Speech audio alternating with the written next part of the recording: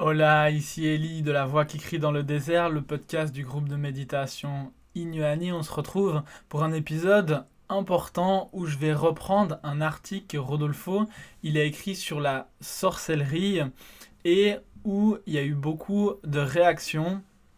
Et je vais commencer par répéter ce que je dis souvent, c'est que ce podcast, ce que Rodolfo vous dit, c'est pas pour heurter la sensibilité de qui que ce soit, c'est pas pour dire que les méditations qu'on fait avec notre groupe sont supérieures ou meilleures que ce que vous pouvez trouver ailleurs. On essaye simplement de donner la juste valeur aux différentes choses, aux différentes pratiques, aux différentes traditions, que ce soit spirituelles ou matérielles. Où est-ce qu'on trouve la véritable évolution et petit à petit, progressivement, oser aller au-delà, remettre en question ses croyances pour continuer, pour aller encore plus loin dans son évolution spirituelle. Et cet épisode, ça va être un épisode important parce que je vais aller toucher à certains points sensibles, je vais remettre en question des immenses égrégores en lien avec l'évolution spirituelle.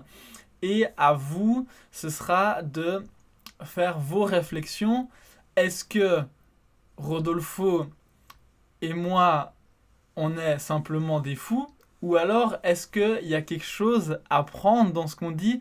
Et qu'est-ce qui est à prendre? Et est-ce que vraiment, potentiellement, avec un petit groupe comme le nôtre, qui faisons des méditations par Zoom, avec quelques méditations en présentiel, est-ce que vraiment on peut aller au-delà de ce qu'on nous présente aujourd'hui dans la spiritualité, de toutes les immenses égrégores en lien avec les différentes traditions, les religions? Est-ce que vraiment on peut aller plus loin et est-ce que vraiment il y a quelque chose que vous pouvez trouver ici que vous ne trouvez pas ailleurs? Je vous invite à vous poser la question. On y va pour cet épisode.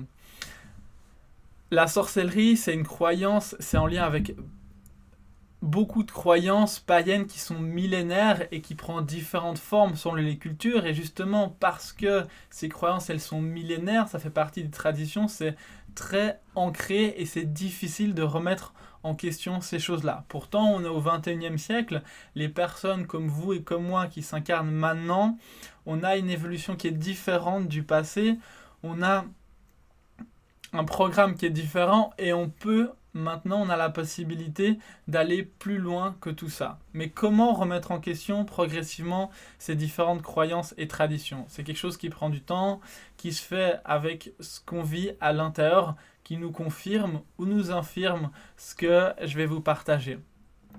Donc, dans ces traditions, souvent les enfants ils sont repérés, des enfants qui ont des prédispositions, et ils sont préparés pour acquérir les mêmes pouvoirs plus ou moins similaires que les sorciers, par exemple, dans les villages, que les enseignants.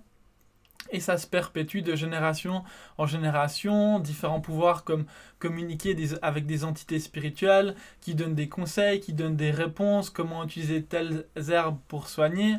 Et tout ça, c'est très bien. Comme je disais, il faut donner la juste valeur à ces choses.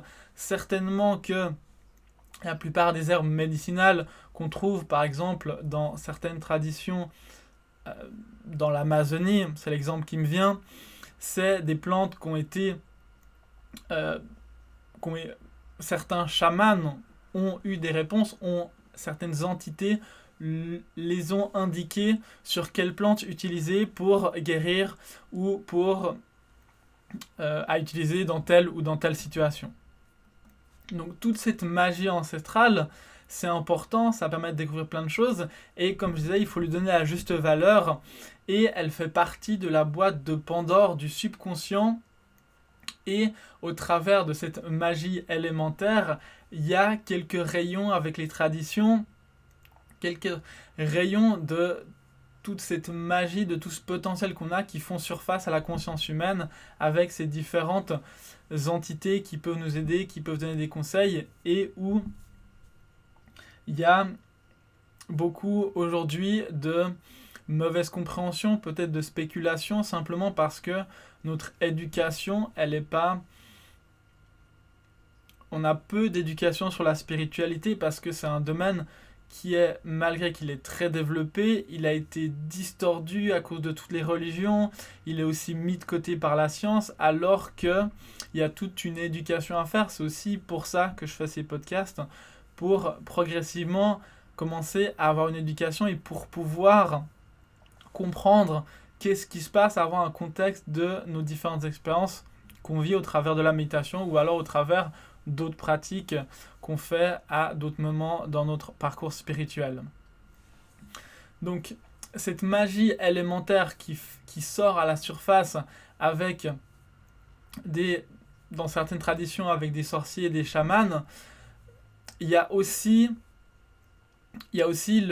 ce souci de continuer ces traditions, donc de continuer ce fétiche qui inconsciemment est une déformation de la magie élémentaire de tous les immenses pouvoirs existentiels qu'on a au fond de nous.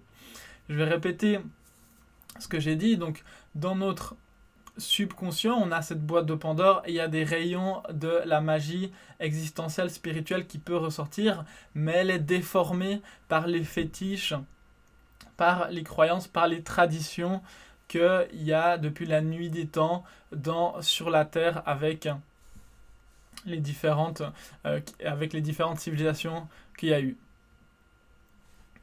Et là où on est inconscient, c'est que dans ces traditions, on reste dans une obscurité, un occulte inférieur, et on est manipulé par certains élémentaux du pouvoir existentiel. Ils se nourrissent de nous, bien qu'ils nous donnent des réponses, bien qu'ils nous aident. Ils se nourrissent de nous, et il y a cette relation de dépendance qu'on n'arrive pas à se défaire tant qu'on ne décide pas, tant qu'on ne prend pas conscience que c'est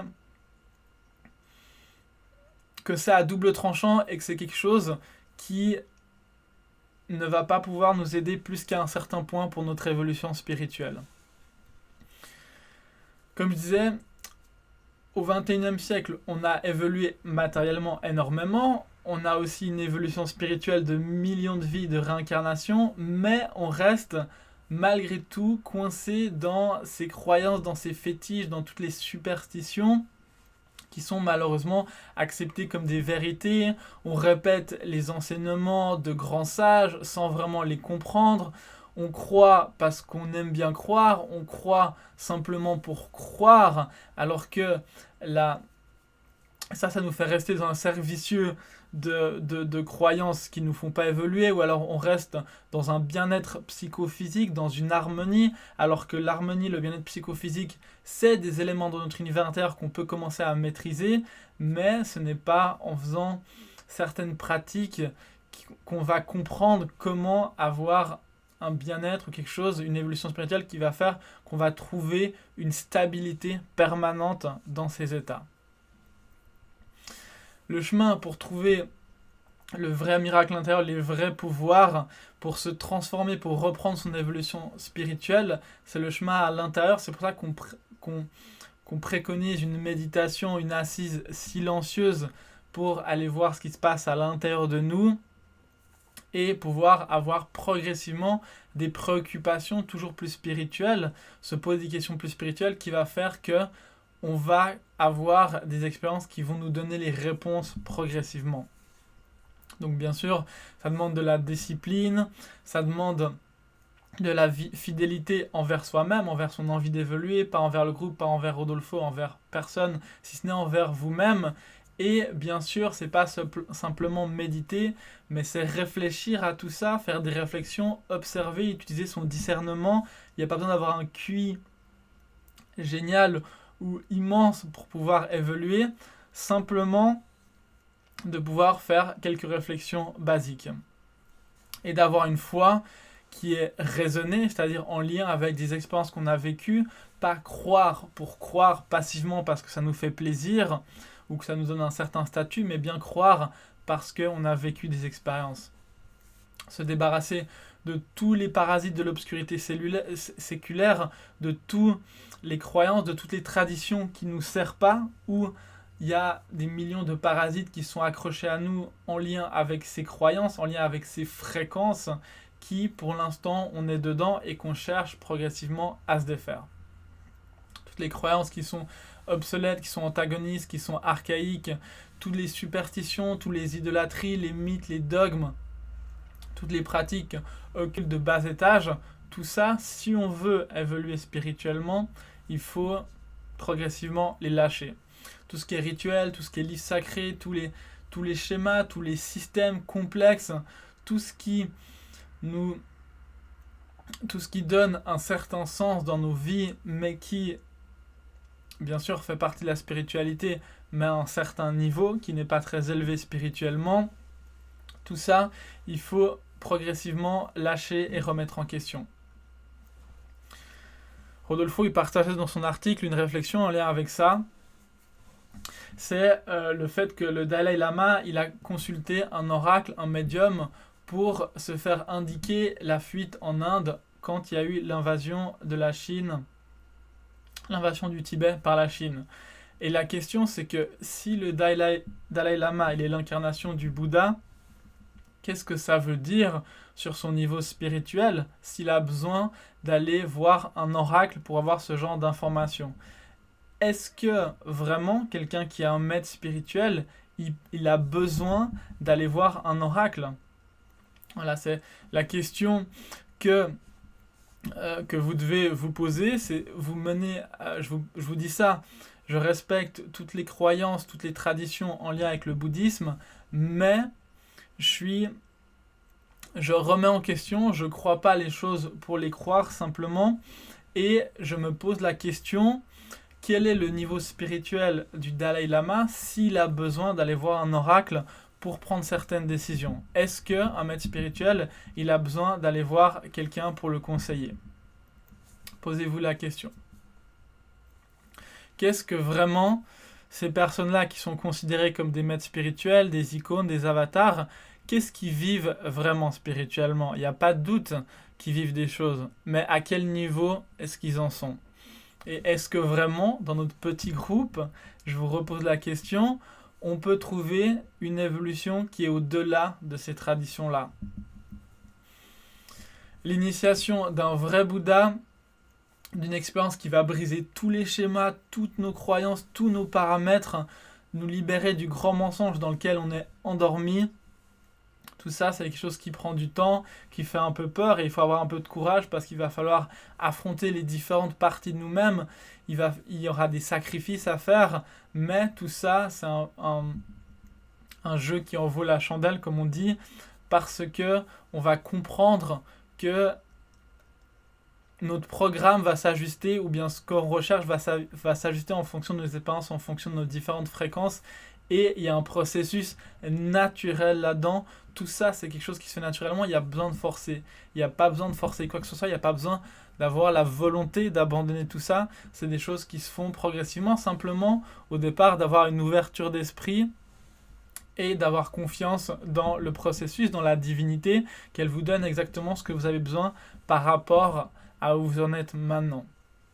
Pour pouvoir sortir de cette stagnation spirituelle où l'humanité est embourbée depuis très longtemps, pour pouvoir sortir de cette polarisation matérielle, même ce qui est considéré comme spirituel, c'est entaché de préoccupations spirituelles, pour pouvoir avoir une préoccupation spirituelle et matérielle, avoir un juste milieu et pouvoir découvrir de l'intérieur ce que certains grands avatars ont vraiment vécu à certaines époques.